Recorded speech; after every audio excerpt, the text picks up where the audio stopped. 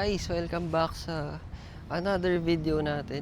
For today's episode, kukumpara natin ang 450 SRS seat height versus 675 SR. Ngayon, ginawa natin tong video na to dahil ang daming request ng seat height ng 675 SR versus 450 SRS or SR. So, bago ang lahat, pakita muna natin yung bike.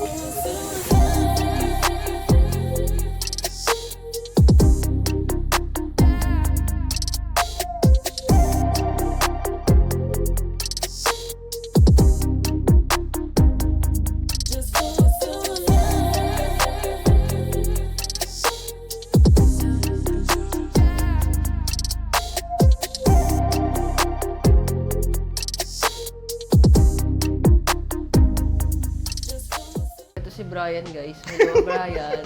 Hello. Siya may-ari ng 450 SRS. Ito. So, Brian, tanong ko lang pala, anong height mo? Height ko 5'4" na may 29-inch na inseam. Ito ba yung first big bike mo? Ito yung first bike ko talaga, period. Yun talaga. Bago mo ba kunin yun, nag-training ka? Or Oo. after mo makuha? Nung pagkakuha ko, dinala nung ninong ko sa bahay. Tapos nag-training ako sa Honda. Safety suot mo nga training. Ayan, ito. Ito. Test na natin yung seat height, guys. Sige nga, Bryce, sakay ka. Tingnan natin yung seat height. Anong seat height niyan ulit? Seat height nito, 795 mm. Okay. So, tiptoe ka rin pala, no? Pag dalawang paa. Tiptoe. Pag isang paa, Pag isang paa naman, flat foot na siya. Ayan. flat foot. Flat foot na siya pag isang paa. Nakalabas yung puwet mo konti. Hindi naman. Pero naka-forward ako sa tangke. Ito yung dalawang paa. Tiptoe. Hirap ka ba? Hindi. Hindi. Sanay ka na. Mm. Okay. So, try naman natin dito. Sa 675 SR. Sige nga, Bryce, sakay ka dito sa 675. Sige. Up. Yup. Anong pakiramdam? Sobrang tiptoe ba Sobrang, para dito? sobrang tiptoe naman siya. Oo nga, kitang-kita. Ayan. Kumpara dun sa 450, maramdaman mo talaga yung height difference niya. Riding position. Riding position niya, mas sub-sub talaga. Kumpara dun, kasi yung clip-on nito, naka-align dun sa clamp niya. Unlike dun sa SRS na nakaangat yung clip-ons. Okay. Try mo nga 1 foot. Di ba dito, flat foot ka pag 1 foot? Try mo sa 675 ang 1 foot. Yeah. Tiptoe ka pa rin, guys. Ayun, tingnan mo, tiptoe. Tiptoe pa rin siya. Dito, 1 foot siya dun eh. Dito, tiptoe. So guys, ako naman, tatry ko. Ako 5'5" with 29-inch inseam din ako. Ito, tsura ko sa SRS. Yeah. Ganun din. Halos same lang. Kita niyo pa ako. 1 foot. Same lang din. Halos ma-flat foot ko. Pero flat foot na ako.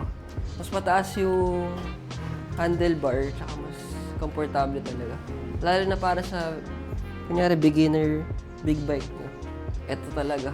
Try natin dito sa 675.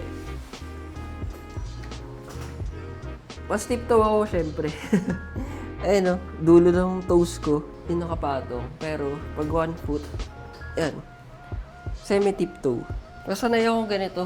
Para yung sa slow speed, yung right foot nyo talaga sa rear brakes.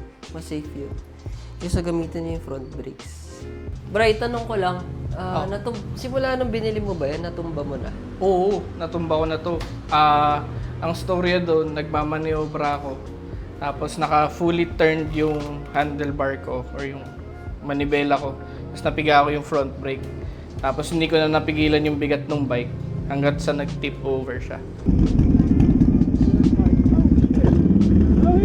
Nung natumba mo pa kanan, anong naging damage sa motor? Ang naging damage is yung previous kong slider dito na makapal Yung stock? din. Stock ba yun? Hindi, yung nung pinalitan ko na siya. Pangalawa ko na kasi to. Itong slider na makapal na to. Yan yung lifesaver ng lahat. Since yung slider dati na nakakabit dito, tumatama lagi sa tuhod ko, hindi na siya comfortable para sa akin. Kaya bumili ako ng aftermarket na slider. So yun guys, as a short rider, iingatan natin yung... So yun guys, as a short rider, ang iingatan natin ay Front brakes. lalo na pag Slow speed turn. slow speed, anong gagamitin? Rear brake. Ito. Kasi guys, kapag ginamit mo to sa slow speed, tapos may front brakes, lahat ng weight mapupunta sa harap. Tama? Tama. Tapos bilang maiksi pa mahirap na habulin, di ba? Oo. Hindi naman kasi kami flat foot dito eh. So, Bray, last na. Ano yun?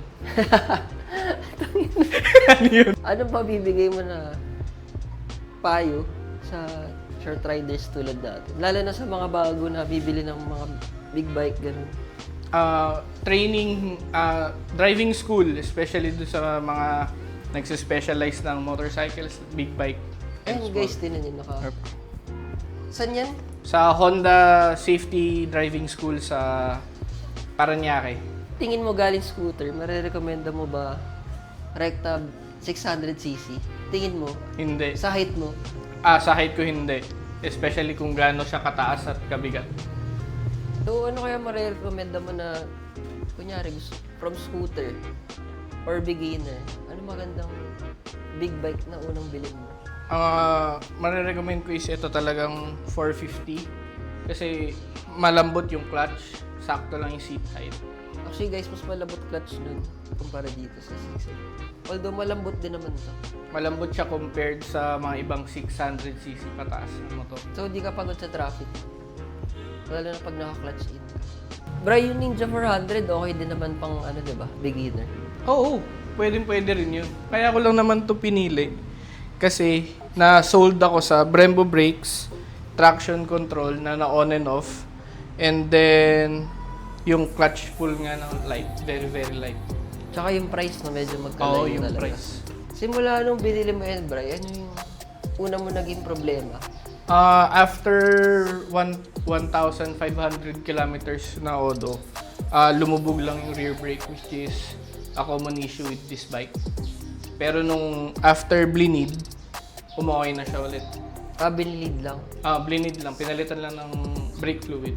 Ano pala masasabi mo, Bri, sa mga nagsasabi ng China bike sirain? Hindi naman siya sirain eh, kasi kahit anong model naman or may manufacturer ng bike, kung hindi mo alagaan, wala rin, masisira mo rin eh. Sa reliability ng CF Moto, ang dami ng parts niya na available, especially kay Gaspoholic, kay D-Moto, tsaka sa Lazada and Shopee Racing. So yun guys, hanggang doon na lang yung video. Sana nakatulong kami ni Bri bilang short riders. Sa decision niya na ako anong bike kukunin niyo. Tsaka comparison na rin sa 675 tsaka 450 SR na seat height. Sana nakatulong kami. Bye-bye!